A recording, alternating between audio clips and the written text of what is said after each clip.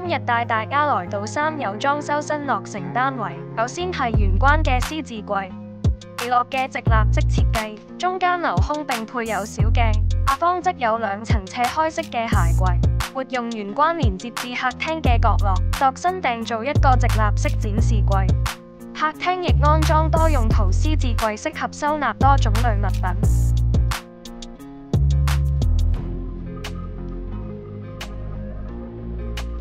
電視牆使用白色雲石牆及打金色邊，盡顯家居高雅奢華嘅感覺。單位採用天花板燈帶及隱藏式射燈照明，替代傳統吊燈，增加空間感。廚房採用半開放式設計連接客廳，牆壁整體使用灰白色瓷磚搭配黑色台面，內側燈帶確保煮食時有充足照明。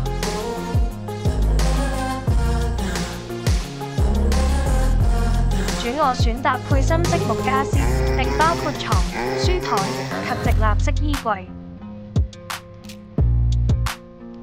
由壓床設計為屋主提供更多儲物空間。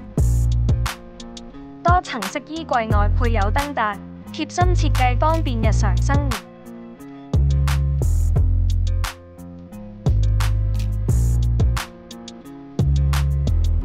客房內度身訂造一套雙層床，配搭書台及衣櫃。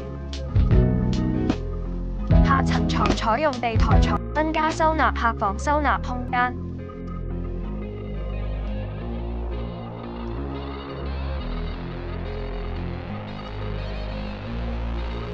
浴室內配有智能鏡，防霧同時照明。鏡櫃後方亦可以用作擺放遺月用品。